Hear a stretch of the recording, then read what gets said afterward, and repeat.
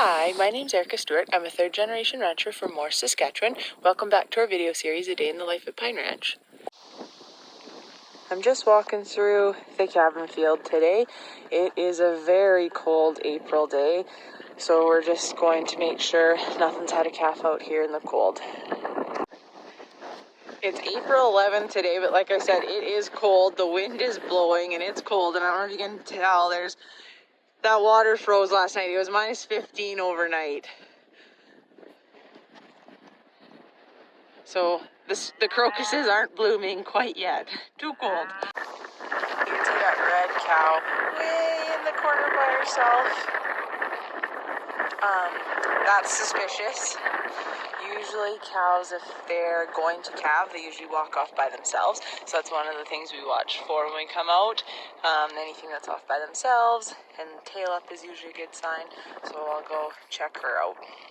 Here's another cow I found with the water bag out. So we are going to walk her up to the barn. This is that cow we saw down in the field with the water bag out and brought her in, and she just had her calf. She's being a good cow and licking that calf off, drying him off and stimulating him to get up and nurse and get some colostrum. And this big brute, I actually pulled him about an hour ago. So this is a heifer, so this is her first calf. And we buy lower birth rate heifer bulls, so our heifers have a easy first time calving, but this calf is pretty big, so all our other ones have been small, so we're not sure what happened there. And she was just having some trouble getting his head out. He has a pretty big head, so I had to give her a hand. My dad and I are just making a pen for some of the pairs that have already calved that are still pretty young, like just calved today or yesterday. We just need room in the barn, so we're just making a bit of shelter out of some bulrush bales that we've got for bedding, and then putting some canola straw down for bedding, just get them out of the way a bit, as it's supposed to be pretty nasty weather for the next few days. So we thought it might be fun to show you guys ranching in other provinces and other areas, because we're all raising cattle and doing our very best for animal care, or like our animals and the environment, our grasslands, but how we do things totally depends on our location and our environment with which we're working in. So I have a really good friend, Cassie Marchant, who has a family ranch. Like, she grew up on her family ranch in Kiramias, BC, and then she now ranches with her husband and his family in Vernon. So she is going to be a guest on our videos and share a little bit about ranching in beautiful British Columbia. So I hope you guys enjoy it, and I'm really excited to show, ranching in different parts of Canada. Hi everyone, my name is Cassie Marchant, and I'm a fourth-generation rancher from British Columbia in the South Okanagan-Smelkme Valley. Today we're on Clifton Ranch that was started by my grandparents in the 1960s, and then together with their sons Brad and Wade, they grew it into what it is today. So we have 500 cows here that calve every year, and then there's a feedlot for finishing cattle, as well as a direct marketing of the beef right off the ranch. I actually live a couple hours away in Vernon now with my husband and our 2 young children, where we also raise cattle along with my husband's family. It's about 10 o'clock right now and 4 degrees out, so nice good weather. We're just out doing a night check. Here, this is the calving barn all lit up down below us. It has the corrals and everything and the chutes in it if we need to bring the cattle in to assist them with any of their calving. And we'll just do a drive around to check everything and see if there's having any issues or if everybody's doing okay. Here's a newer calf, but it's up and standing and it's warmer out, so we're not going to worry about taking it into the barn. I'm going to leave it here with the cow, and then in the morning we'll check on them, and if all looks well, we'll move them into the next pen. Here's a look at what the calving cameras look like off of our cell phones. So we have the 4 cameras that you can move around to look at different views and zoom in if you need to. And as you can see, right now it's pitch black out. There's the calving barn way out there that you can kind of see, but with the night vision it really enables to be able to see things pretty clearly, which makes it useful. And we are still going out there in person to check, but it's just nice to have that secondary backup to be able to take a look when you're not there, because we're not going to be out there all the time with them. This is our calving area here, and you can see the cows all at the bunk eating right now. And then out on the pasture out there is what we call the meadow, and the cows that have calved are out there eating right now as well. As you can see, the ground here is really dry and the snow is all melted, so that helps the cows when they're just born, helps them dry off faster and be able to get up and get nursing, which gives them strength in those first few hours that they're born. Here we are, spring calving in Saskatchewan in the middle of a big storm. So we're just out walking the calving field, checking for any calves that have been born in this cold and we bring up to the barn. I thought I'd show you guys my super cool rancher attire. I never knew ski goggles would be an integral part of our ranching wardrobe, but here we go. Yeah, wish us luck and all those other ranchers luck that are supposed to get this storm a lot worse than us. This is terrible, terrible timing when everybody's calving. The moisture's welcome, but not in the form of snow. Yeah, please keep ranchers in your thoughts and prayers these next couple days. We just finished bedding the heavy pen, so we got a straw bale and forked it out for the cows up here and the calves. So this pen is typically for the cows we just think are going to calve, but because it's so nasty out, we haven't kicked out any calves. So just bedded them down so they have a dry place to lay. And then put some more straw in this little calf shelter we built so the calves can go in, get in there out of the wind and the snow. And then just bed it down for the cows to lay in front of it. Welcome to spring April calving in Saskatchewan. The hope is calving in April. You're calving on grass and nice weather for these calves to be born in.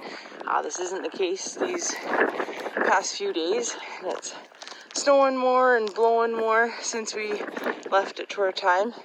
Because it's so cold, we're out here checking these guys a lot more often every few hours. Just if something was born out here. So here's the calving barn tonight. We are at full capacity. We even have some cows in the alleyway. We did a little makeshift pen for the night. So everybody in the pens has calves. And there you see that cow with her tail up there. She's just starting to calve. So we'll have another one here soon. This cow calved on Kyle's shift.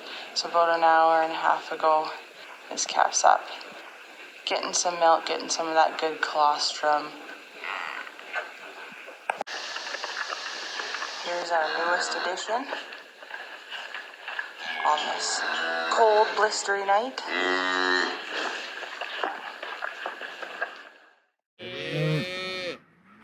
This is the meadow area where we move all the cows into that have calved. And as you can see, it's a really nice sunny day.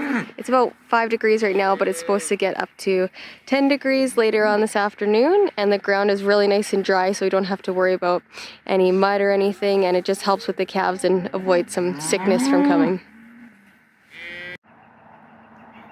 Aside from the weather, we like to calve in these earlier months, February, March, beginning of April, so that the calves are calved here at home and we can monitor them closer as they're through those first critical months.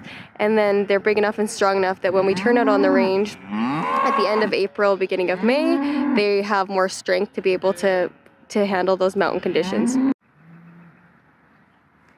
Because the weather's warmer, we have enough grass on the range that we can turn out at the end of April and have the feed for the cattle out there. We'll turn the bulls out at the middle of May, and then we want 3 full cycles for them to breed the cattle, and we like to breed them at the lower mountain ranges, and then the beginning of July we'll push them back into the high country, and we want to be able to pull the bulls off before we push them back into the back mountains.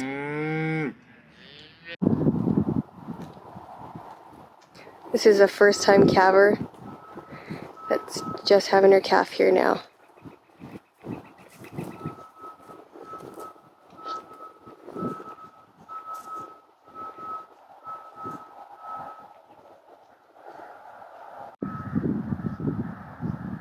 We have her had this calf nice and easy, and she's doing a great job at licking it off to get dry. So we'll leave them here, and within a few minutes here, this calf will be trying to get up and start nursing soon.